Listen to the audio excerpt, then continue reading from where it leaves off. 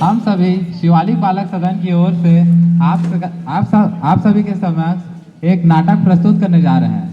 तो अगर हमसे कोई भूल चूक हो तो हमें कृपया कर माफ करें। मेरा नाम मुकेश है। मैं एक अनपढ़ किसान हूँ।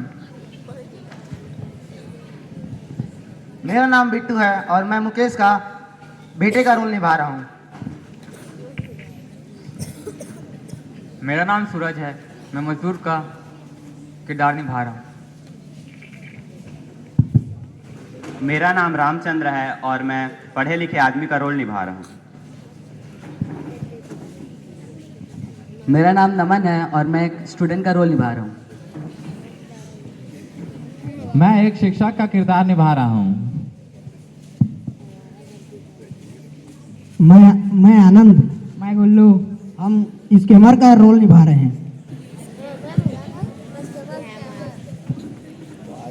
मैं वीरेंद्र और मेरे साथ में है बब्बर और शेरा। मेरा नाम कृष्णमूर्ति है। मैं इसमें पटवारी का रोल निभा रहा हूँ।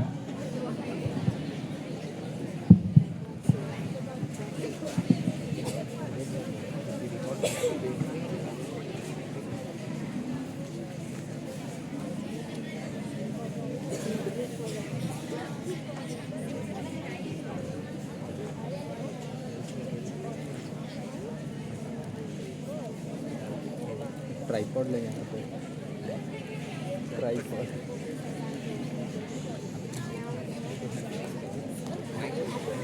बिट्टू का घर।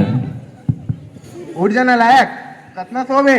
सुबह के 6 बजे ना हम लोग खेत बूता करे भी जावे है। दिन भर आलस करते फिर आलसी।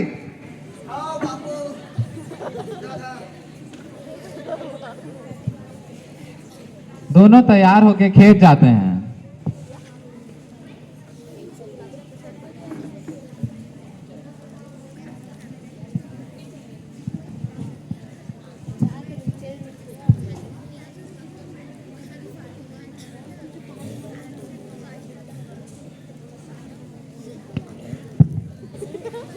नमन का घर। नमन बेटा उठ जा, सुबह हो गई, स्कूल नहीं जाना है क्या? हाँ पापा, उठ रहा हूँ। Good morning. हाँ, और हैप्पी बर्थडे बेटा। थैंक यू पापा।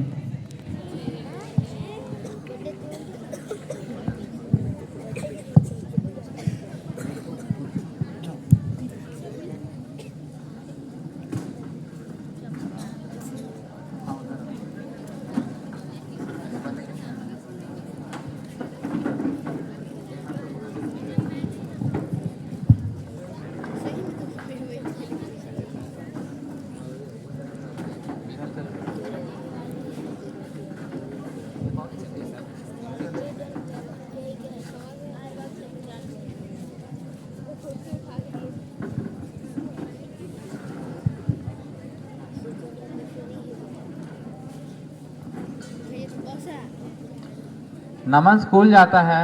स्कूल में बच्चे और शिक्षक। Good morning sir. Good morning बच्चों, बैठ जाओ। बेटा नमन उठ जाओ। जी सर। बेटा आज तुम्हारा जन्मदिन है। तुम्हारे जन्मदिन की हार्दिक बधाई। Thank you sir. बेटा नमन तुम ठीक हो? Yes sir. और पढ़ाई अच्छी चल रही है? Yes sir. बेटा तुम पढ़ाई में बहुत अच्छे हो। तुमने इस बार भी टॉप किया, मुझे तुम पर बहुत गर्व है। Thank you sir. बेटा तुम बड़े होकर क्या बनना चाहते हो? Sir IAS officer.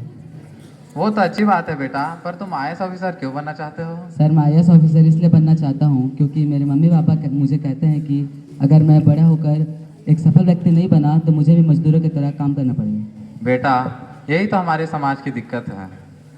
हम माता पिता ही बच्चों को ये कहते हैं कि अगर तुम बड़े होकर पढ़ लिख के सफल इंसान नहीं बनोगे तो तुम्हें मजदूरों की तरह काम करना पड़ेगा, जबकि हमें उन्हें प्रोत्साहित करने के लिए कहना चाहिए कि तुम्हें पढ़ लिख कर एक सफल व्यक्ति बनना चाहिए, जिससे तुम बड़े होकर गरीब और मजदूर जैसे लोगों की मदद करो। Yes sir. ठीक है बेटा, बैठ जाओ। मैं बाकी बच्चों से भी ये कहना चाहता हूँ, जो पढ़ाई का सही सदुपयोग करता है वही आगे जाके सफल व्यक्ति बनता है।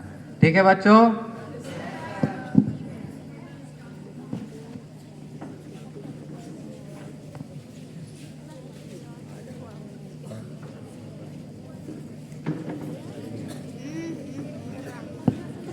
मुकेश, बिट्टू और सूरज खेत में काम कर रहे हैं।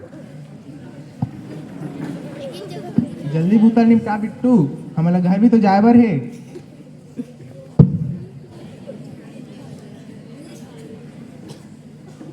तीनों बात करते हुए घर जाते हैं। नगा बाबू, मैं कहत रहे कि महू अगर पढ़ लिखते तो बन जाते कहत रहे मैं तो। ये कहते पढ़ाई लिखाई की बात कर सर, कछु नहीं है पढ़ाई लिखाई में। पढ़ लिख के तो ज़्यादा ज़्यादा कत्ता कमा लेबे, 2-4 पैसा एक ले जाते ते मोर 20 एकड़ की जमीन में मेहनत करके कमा लेबे। आखिर मोर बाद जमीन तोरे तो वही। बापू, हाँ बापू ठीक कहा था, तोरे भलाई है। मुकेश घर में 2 अनजान लोगों से मिलता है।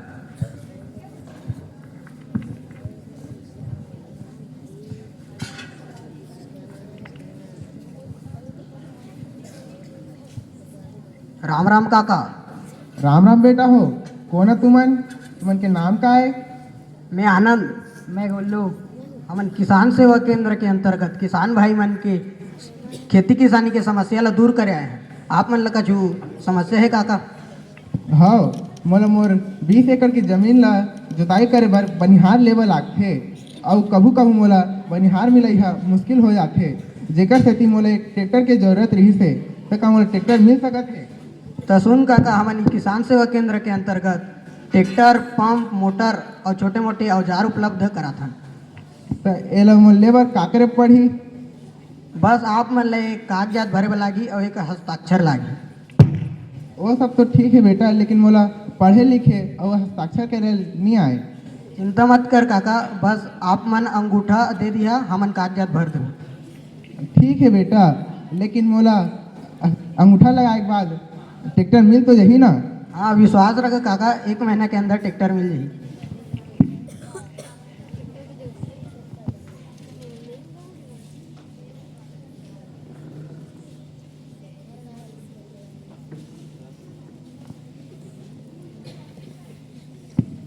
दो 3 हफ्ते बाद जमींदार वीरेंद्र, पटवारी कृष्णमूर्ति और 2 लोगों के साथ मुकेश के खेत में आता है।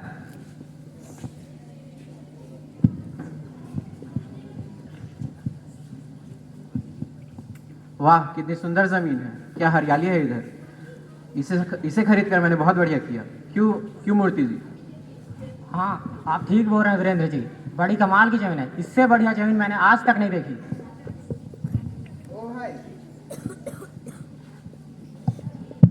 ओ भाई, ये क्या कह रहे हो? क्या मतलब है कि जमीन खरीद दिया? किसने बेची ये जमीन? ये जमीन मेरा है। ये क्या कह रहे हो तुम? कौन हो तुम? मैं इस जमीन का मालिक हूँ, ये जमीन मेरा है। ये कैसे हो सकता है? हमारे पास इसके कागजात हैं, बताओ इन्हें मूर्ति जी। देखिए इन कागजों में साफ लिखा है कि ये जमीन वीरेंद्र सिंह जी की है। इसको खरीदने के लिए इन्होंने 5 लाख रुपए दिए हैं और अब ये जमीन उनकी है। इस पे अंगूठे के निशान भी है इसके मालिक के। दिखाना जरा। देखिए नहीं, ये नहीं हो सकता, ये जमीन मेरा है। तुम लोग जाओ यहाँ से। क्या कर रहे हो तुम? अरे तुम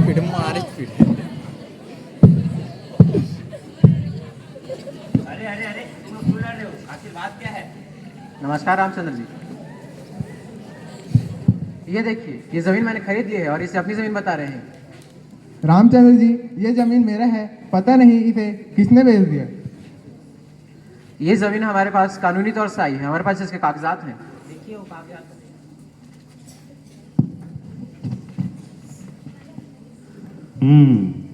कागजात तो बिल्कुल असली है और इसमें इस खेत जमीन के मालिक के अंगूठे के निशान भी हैं। अंगूठे के निशान भी हैं। क्या ये अंगूठे के निशान आपके हैं? नहीं रामचंद्र जी, मैंने जमीन के कागजात में कभी अंगूठा लगाया ही नहीं है। वीरेंद्र जी, आप ये बताइए कि इन्होंने अंगूठे इस कागजात पे आपके सामने लगाए थे? जी नहीं, मैंने पहली बार देख रहा हूँ। तो आपने यह जमीन किससे खरीदी? लगभग 1 हफ्ते पहले 2 व्यक्ति आए थे मेरे पास, वो ये कागजात लेके। मैंने उन्हीं से ये जमीन 5 लाख के बदले में खरीदी है। मुकेश जी, आप मुझे ये बताइए कि आपने ऐसे ही दिखने वाले किसी कागजात के ऊपर अंगूठे लगाए हैं? जी हाँ रामचंद्र जी, मैंने आज से 2 हफ्ते पहले मेरे पास आए किसान सेवा केंद्र के दो लोगों ने मुझे कहा था कि मुझे अंगूठा लगाने के बाद ट्रैक्टर मिल जाएगा, तो मैंने अंगूठा लगाया था। अच्छा, अब मुझे पता चला आप दोनों के साथ ही धोखाधड़ी हुआ है। वो व्यक्ति जिसने आपसे ट्रैक्टर के बदले कागजात पर अंगूठा लगवाया था और वो व्यक्ति जिसने आपको ज़मीन बेचा, वो एक ही व्यक्ति था और उसने आप दोनों के साथ धोखाधड़ी करके वह भाग गया। तो मैं आपसे ये कहना चाहता हूँ कि आप आपस में ना लड़कर इसका मिल के समाधान निकालें। और मैं आपसे मुकेश जी, मैं आपसे यह भी कहना चाहता हूँ कि कभी भी किसी भी अनजान कागजात पर बिना पढ़े लिखे हस्ताक्षर ना करें। और मैंने सुना है आपका एक 17 साल का बेटा है, आप उसे पढ़ाते लिखाते क्यों नहीं हो? हाँ, मेरा 17 साल का बेटा है। मैं उसे अपने साथ खेत ले जाता हूँ काम कराने के लिए, क्योंकि इसलिए मैं उसको पढ़ाता लिखाता नहीं हूँ। तो आप उसे स्कूल क्यों नहीं भेजते, आप उसे खेत काहे ले जाते हैं? देखिए रामचंद्र जी, मेरा यह मानना है कि मेरा बेटा भी बड़ा होकर मेरी तरह किसान बने और खेती करके अपना जीवन यापन करे। यही तो आपकी सबसे बड़ी गलती है मुकेश जी, कि आज के दौर में आप यह सोचते हैं कि आपका बेटा भी कल किसान बनेगा। आप आज के दौर में किसी के पास कितना भी धन हो, संपत्ति हो, वह उसके पास तब तक नहीं टिकेगा जब तक वह अनपढ़ है। अगर उसके पास बहुत सारा संपत्ति भी है लेकिन वह अगर मूर्ख है तो उससे वह कोई ठग के ले जाएगा। अगर आज के जीवन में कोई अगर पढ़ाई लिखाई नहीं करता है तो वह उसका मानसिक विकास नहीं होता है, बौद्धिक विकास नहीं होता है तथा उसकी तार्किक शक्ति नहीं बढ़ती है। अगर आज आपके घर में कोई पढ़ा लिखा होता तो आपके साथ ये धोखाधड़ी नहीं हुए रहता और आपको इसका नुकसान नहीं भुगतना पड़ता। देखो भाई बहनी हो, मैं तो पढ़े लिखे नहीं आ, लेकिन तू मन पढ़ लिख लेवा। काबर की अगर पढ़िया लिखे नहीं था मोर तो आज मैं ठगाए हो, कल तू मन भी ठगा सकत है। तेकर तती पढ़ लिख लेवा और सफल व्यक्ति बना, और सफल व्यक्ति बने के बाद तू मन अपन आसपास के ऐसे लड़का ले देखो जो पढ़े लिखे नहीं ही, स्कूल नहीं जाए, ओला प्रेरित करो कि स्कूल जाए और पढ़े लिखे। तो अब हम क्या करें रामचंद्र जी? अब आप दोनों को मिलकर पुलिस स्टेशन जाकर जल्दी से जल्दी इसकी शिकायत दर्ज करनी चाहिए, ताकि वह व्यक्ति जल्द से जल्द पकड़ा जा सके और किसी और परिवार को वह बेवकूफ़ ना बना सके।